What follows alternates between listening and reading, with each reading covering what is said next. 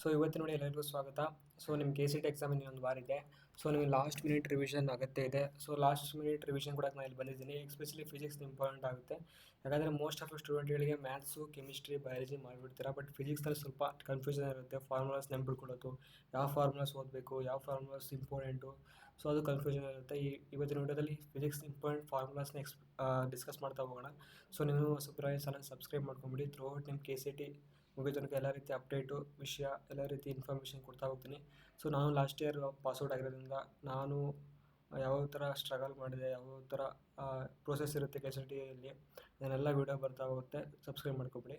So direct ವಿಷಯಕ್ಕೆ ಹೋದರೆ physics formula sheet discuss ಮಾಡ್ತಾ ಹೋಗೋಣ. ಸೊ ಏನಪ್ಪ ಅಂದರೆ KCETಯಲ್ಲಿ most of the question almost 70% above second PUC ಅಂತ ಬರೋದ್ರಿಂದ ಈ ಟೈಮಲ್ಲಿ last week especially last week of KCETಯಲ್ಲಿ ಸೆಕೆಂಡ್ ಇಯರಿಂದ ನೀವು ಓದಬೇಕು. ಫಸ್ಟ್ ಇಯರಿಂದ ಆಲ್ಮೋಸ್ಟ್ ಮರ್ತಿರಬೇಕು.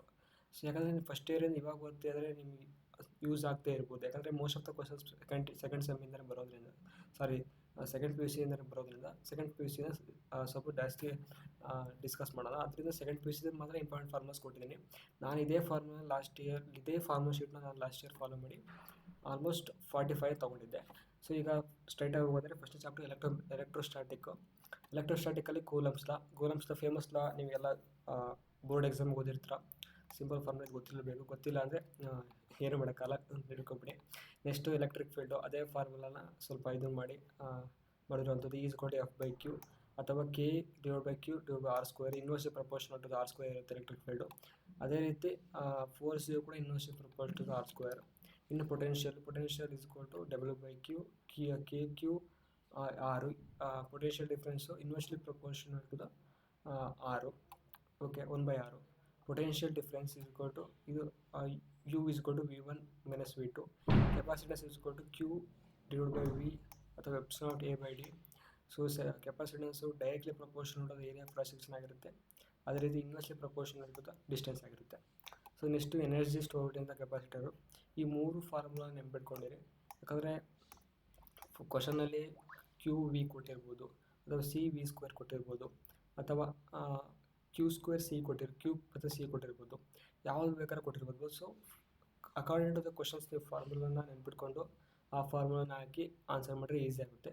ಸೊ ನೆಕ್ಸ್ಟ್ ಬಂದು ಕೆಪಾಸಿಟನ್ಸ್ ಸೀರೀಸಲ್ಲಿ ಏನಾಗುತ್ತೆ, ಪ್ಯಾರಲಲ್ ಏನಾಗುತ್ತೆ, ಸೊ ಇದೊಂದು ಸ್ವಲ್ಪ ನೋಡ್ಕೊಂಡಿರಿ. ನೆಕ್ಸ್ಟ್ ಚಾಪ್ಟರ್ ಬಂದು ಕರೆಂಟ್ ಎಲೆಕ್ಟ್ರಿಸಿಟಿ. ಸೊ ಫಿಸಿಕ್ಸ್ನಲ್ಲಿ ಎಸ್ಪೆಷಲಿ ಸೆಕೆಂಡ್ PUCಯಲ್ಲಿ ನೀವು ಆಲ್ಮೋಸ್ಟ್ 6 ಚಾಪ್ಟರ್ ಓದಿರ ಅಂದ್ಕೊಂಡ್ರೆ, ಫಸ್ಟ್ 6 ಚಾಪ್ಟ್ರ ನೀವು ಆಲ್ಮೋಸ್ಟ್ 30 ಕ್ವಶನ್ಸ್ನ ಆರಾಮಾಗಿ ಸಾಲ್ವ್ ಮಾಡ್ತೀವಿ. ಯಾಕಂದರೆ ಅವೇ ಎಷ್ಟು ವೇಟೇಜ್ ಇರೋಂಥ ಚಾಪ್ಟರ್ಗಳು.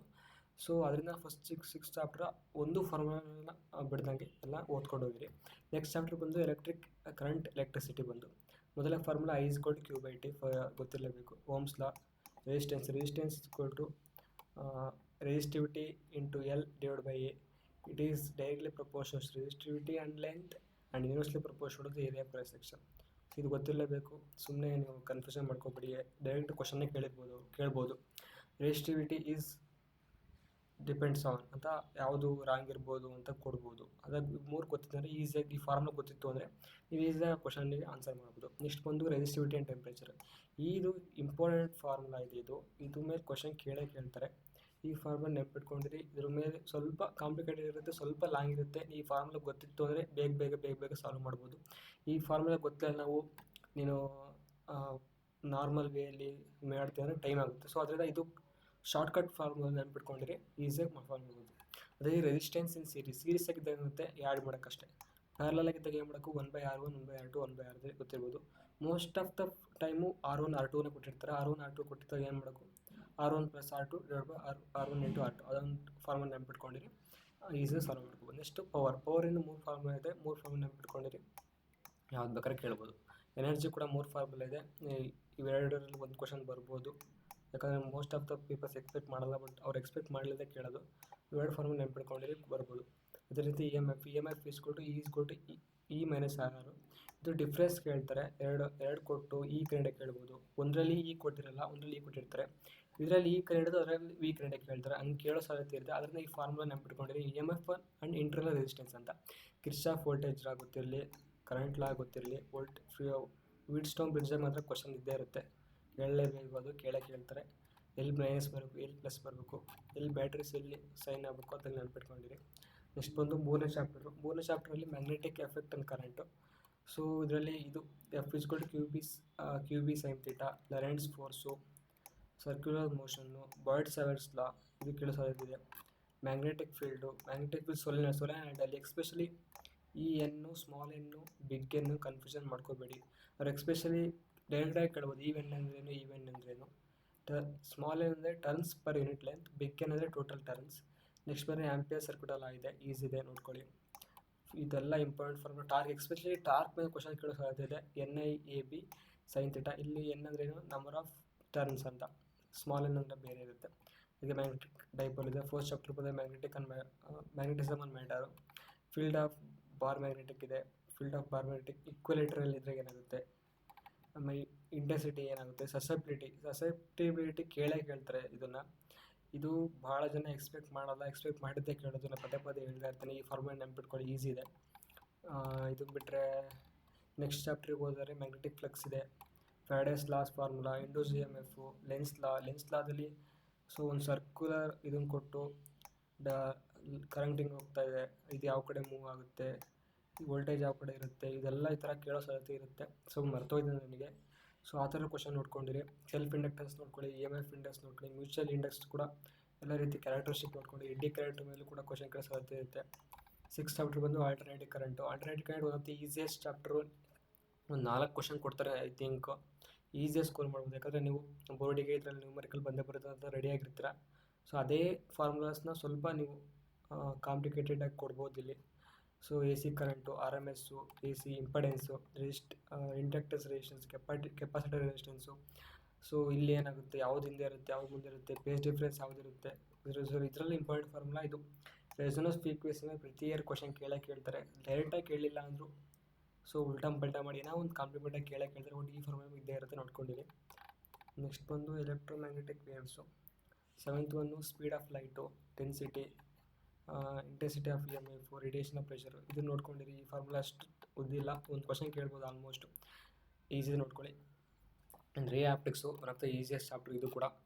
ಸೊ ಇದರಲ್ಲಿ ಇವೆಲ್ಲ ಇಂಪಾರ್ಟೆಂಟ್ ಫಾರ್ಮುಲಾ. ಲೆನ್ಸ್ ಫಾರ್ಮುಲಾ ನೋಡ್ಕೊಳ್ಳಿ, ಇದ್ರ ಮೇಲೆ ಕ್ವಶನ್ ಕೇಳ್ತಾರೆ. ಈ ಎಕ್ಸ್ಪೆಷಲಿ ಈ ಚಾಪ್ಟರ್ಲಿ ಈಸಿ ಕ್ವಶನ್ಸ್ ಕೇಳ್ಬಿಡ್ತಾರೆ. ಯಾಕಂದರೆ ಇದರಲ್ಲಿ ಹಾರ್ಡ್ ಕ್ವಶನ್ ಕೇಳೋ ಸಾಧ್ಯತೆ ಇರಲ್ಲ, ಯಾಕಂದರೆ ಕೇಳಕ್ಕೆ ಬರಲ್ಲ. ಸೊ ಇದರಲ್ಲಿ ಪವರ್ ಆಫ್ ಲೆನ್ಸು, ಪವರ್ ಕೇಳ್ಬೋದು.